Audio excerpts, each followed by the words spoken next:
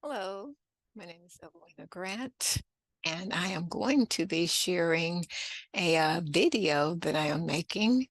And it's about three books that I made and I wrote, and they are concerning um, American history as it pertains to um, people of color and basically, everyone. So I am going to start sharing this so that you can be able to see it all. I'm going to start the slideshow. And yeah, that is me that you see in this picture. But again, it's titled Citizens of United States of America, and it's about saving democracy, our democracy, and being truthful in stating in God we trust. And that is very important. So that is what I'm going to do. And so these are a series of three spoken words slash books that I wrote on American history and as it pertains to people of color and how it relates to the people of color and the poor in the mistreatment of them.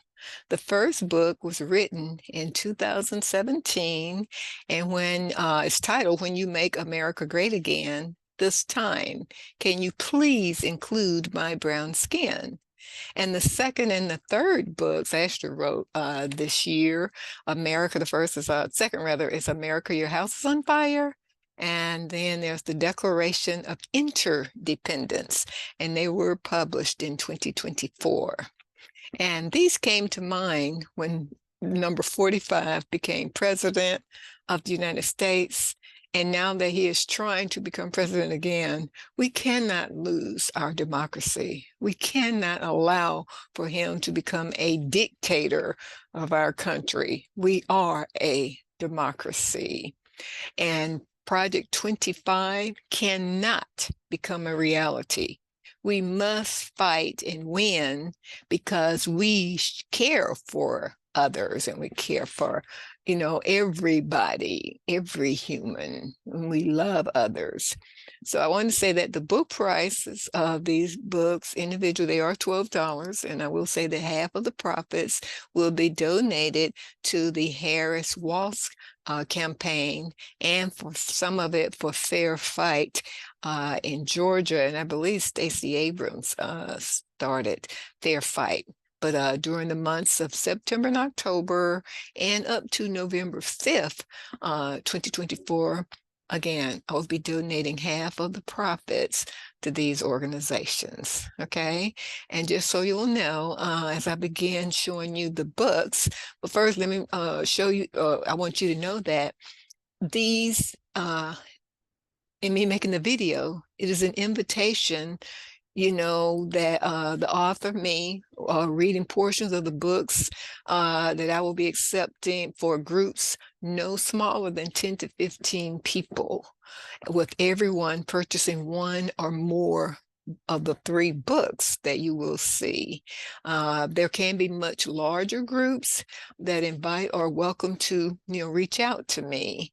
And but yeah, it can be as small as 10 to 15, because again, I still want to be able to donate money and keep it going to the campaign and to Fair Fight. It can be a family reunion, it can be a class reunion, churches, sororities, fraternities, whatever it is. If you got, 10 women, at your house or whatever like that, or you're at a restaurant, however it works. You can contact me at eogrant@hotmail.com and give me the information. And then I will be glad to speak with you concerning whatever event you may be interested in me attending. Okay. So the first book is called "When You Make America Great Again, This Time, Can You Please Include My Brown Skin?" And again, this one was written in 2017. And as you can see on the bottom down here, this tell more about me, but as when I thought about this book, it says, as I think about the greatness of America, I look back through her history, searching for a time when all races and people of this country were included in its show of greatness. And sometimes I find it difficult to see when that greatness included all, especially people of color. So what I'm going to do with this book and the other two is just read a portion of it, probably only like maybe 25% of it. I won't read the entire book, but I will read a portion of it, okay? And so this is what I'll go ahead and start. And again, it's called When You Make America Great Again. This time, can you please include my brown skin, okay? And so it starts. I enter this narrative inquiry with uneasy trepidation, with discretions on confessions of one brown skin interpretation. For the words following we the people often didn't include me. Words of tranquility, established justice, general welfare, blessings of liberty. Help me to see when America was great for all its citizens, when laws were fair for all and their rights they could defend. Wow, it's amazing that we could defend them. But there was much work to be done in this growing great nation. Africans were brought to America in large populations. History states slavery existed between 1619 and 1865 for the brown race, but I must contend that it never truly ended, but took on a new face. For we the people, this justice was not blind. With deception and calculations, we were denied time after time. Let's look at the Constitution written by the founding fathers. Human rights for the brown people, they couldn't be bothered. For some, the first 10 amendments or Bill of Rights secured blessings that were not written or were an oversight. But many brown people struggle and just can't seem to pay the bill for their rights. So Amendment 4 says no searching me or my home without probable cause. But by being brown seems I've broken a law, or sometimes it's just because. Interesting. After the court declares you a felon and decides your time, it takes away your right to vote as one punishment for crime. As a felon, you also lose the right to travel abroad. Jury duty is taken away, and getting a job is hard. Felons can't live in public housings or get any intervention. You can't even own a gun for your own protection. Intervention. It will be hard to get a lease or apply for a student loan. In this legal way, most of your human rights are gone. You will not be able to get life insurance. They're chiseling away at your deepest endurance. Social Security and federal grants are no longer a given. In fact, the system is making it hard for you to make a living. Is it just me, or does all this smell? Brown people are 6% of the American population, but 40% of those in jail. Does the brown skin incarceration make America great, keeping them down as a way to subordinate? Wow, very interesting. Many court-appointed lawyers give little support, and you will find that money, not justice, shapes your day in court. This hungry system, eating African and Hispanic men morning, noon, and night. No resources to help them, so return to prison is their plight. Now, this is the America that we are living in. And when you begin the process of making it great again, this time, can you please include my brown skin? Thank you. And again, that was a part of the book. I think it's about 25% of it, maybe even 30. But yeah, once you purchase the book, you can read it all on your own. So the next book, book 2, is called America, Your House is on Fire. And as I wear glasses, I got to get a little closer so I can read the back. But it's when I heard this saying from Martin Luther King Jr., this this just thinking about and just the words of this particular spoken word slash book came to mind. And it says Martin Luther King Jr. believed towards the end of his life that America could be symbolized as a burning house. America showed none or very little care or concern for the poor nor people of color. However, MLK Jr. states, we are persons of character who deserve to help the disenfranchised, should be firemen and firewomen to put out the fires of racism, hatred, unequal rights, injustices, lies, deceit, voter suppression, disunity, Trumpism, greed, unequal incarceration, Bible misuse, inadequate health care, redlining, tax misuse, immorality, quid pro quo, and so much more. Our house has been burning really since its inception. And my next book, The Declaration of Interdependence, we'll talk more about that.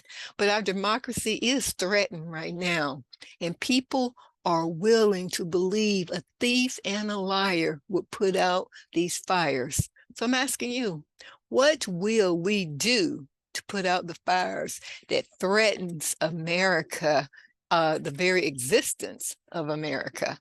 And so we'll go to the next part. And like I say, this is a house again. You can kind of see it in my on my left, right corner over on this side. And again, this is the house I made, and it is on fire. But these are the different issues. And again, once you get the book, you can see the different issues. Even though I've just mentioned them, there are a couple more that are listed on the house that are literally burning up. But again, this is MLK Jr. says King responded to, because he was having a conversation with Harry Belafonte. And it says, I've come upon something that troubles me deeply. We have fought hard and long for integration, as I believe we should have, and I know we will win. But I have come to believe that we are integrating into a burning house. He said, I'm afraid that America has lost the moral vision she may have had. And again, this was happening in the 60s when King was doing his work, but this was happening long, even before then. So, let me go back and at least stop right here. And then I'm going to read, maybe like 25% from this book, America, Your House is on Fire. Your flames of racism, hatred, lies, deceptions, and no indemnifier, voter suppression, immorality, theft. Lord, help us. The flames are growing higher. Truth, morality, equal rights, and love would establish a ceasefire. Treating people of color the way you want to be treated with no satire. America, look around at the smoke, for your house is on fire. Religious freedom was what you may have inferred, but misinterpreting scripture was your justifier. God is mentioned on your documents, pledges, money, etc. But this freedom for people of color did not occur. Help us, oh God, America. Even then, your house was on fire. But we won't give up, and we won't give in nor be deterred. Your sense of right and wrong is severely blurred. MLK Jr. said evil thrives as good people are standbyers. Some keep their distance as they don't want to be labeled as identifiers. But come on, America, your house is on fire. And it is just incredible. And the reason the picture you see is a little blurred is because things are happening and it's like we can't see it. We can't detect it. But there are more clearer pictures inside of the book. But it says, America, the smoke continues as your house is on fire. For all you've done and are doing, you don't want to be labeled as vilifiers. Keeping true American history unknown helps you as a denier. As you hung Black people like fruit from a tree up higher, allowing your children to watch for entertainment providers. But you want things done in the past to make you as glorifiers. The future of our country is quite dire. Not that people of color were better off prior. Mistreating others, don't you get tired? But it will take all our actions to aspire, because America, your house is on fire. You are happy to find, to elect a thief and a liar, someone who has been legally shown as a shyster. Your morality has sunken more into the muck and mire. Many give you support as their business 401k stocks goes higher. For you've sold your soul to the highest buyer. Consistent conspiracies you join to conspire. Most of the Supreme Court judges are your compliers. They change laws and what's right as your puppet modifiers, upholding your immoralities as fortifiers. But America, your house is on fire. Have you invited autocracies from other countries to be your suppliers? Putin and Kim Jong-un as your advisors? You dismiss people who make a stand as objectifiers, then making their lives difficult as exemplifiers. And the unjust justices, your guilt, they make minor. Their train of abuse to uphold injustice as signifiers. Democracy, as we know it, they're choosing to devour. America, your house is on fire. And that is the book that's titled that, America, your house is on fire. And so next we will go to the Declaration of Interdependence. And it is about us loving one another, because really the country was founded on religious beliefs and about the Bible, which the Bible is about loving one another. And so I'm going to read what the back of the book say, and then I'm just going to read a portion of this particular book. But the Declaration of Interdependence, the question mark that you see in the picture on the front picture represents unclear intent of all of the Declaration of Independence versus the heart in the picture that represents the love of God as America consistently referred in its documents. As I thought about the United States of America's early documents to establish the intents towards the country and the citizens, and how they included some people, but not all its citizens. These documents were not intended for all. Also, though God in the Bible is mentioned in these documents, the actions of the laws were not beneficial for the poor and people of color. And God's words are, love one another. But America is filled with hate for some of its citizens, and most of the laws were de jure. De jure means written laws, things that, that are basically have been made into laws. But de facto, which is the actual facts, and actions of the politician and some police. So the actions that are shown a lot of time or do not coincide with what the their biblical laws are supposed to be. So let's read maybe 25% of the Declaration of Interdependence, and that's love one another. So Africans and American Indians would have been enslaved under the old and new laws. It is for this reason my celebration with you is given pause. And I want to stop for a moment to say that in the book, you will see my version of the Declaration of Interdependence, but I also have the actual Declaration of Independence in the book.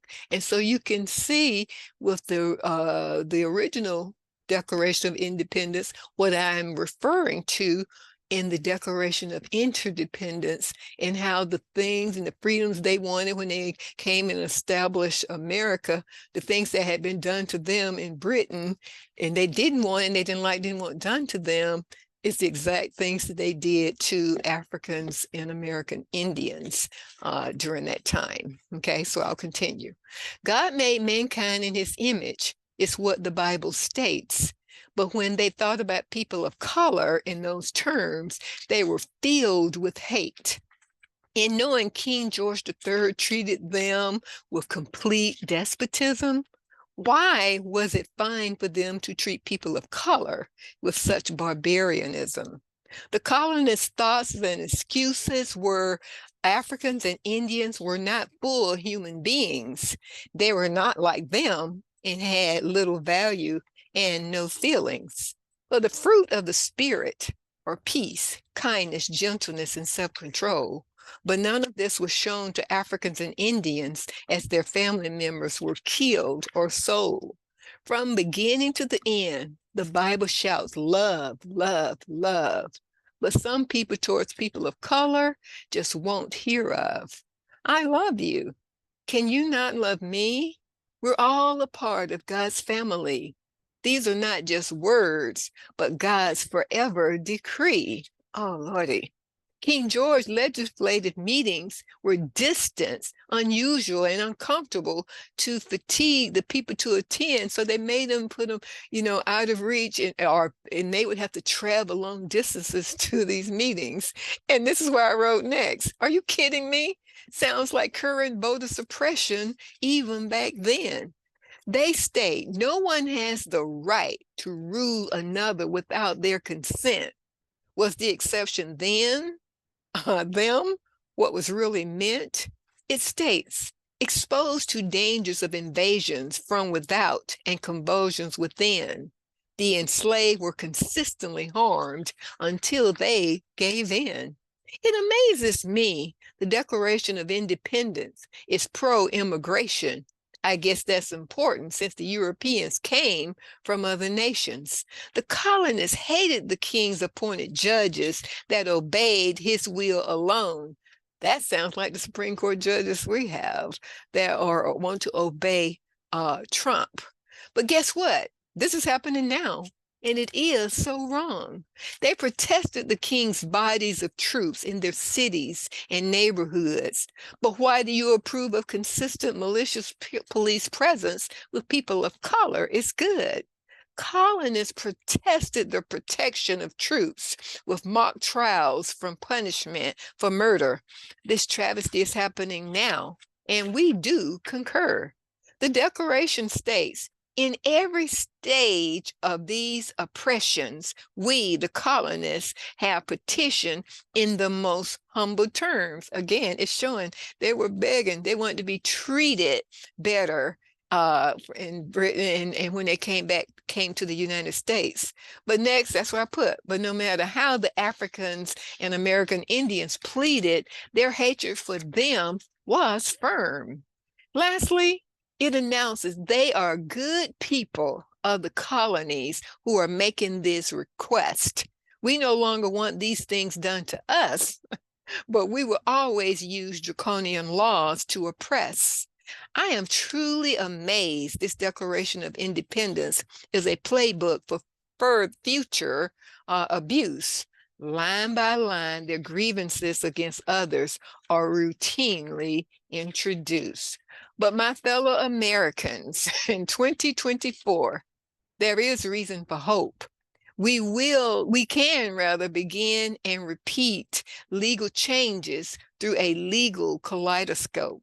Some Confederate statues and flags have come down in every city, state, and rural town. I pray for healing and human rights for all to be restored. Judging people of color negatively will exist no more.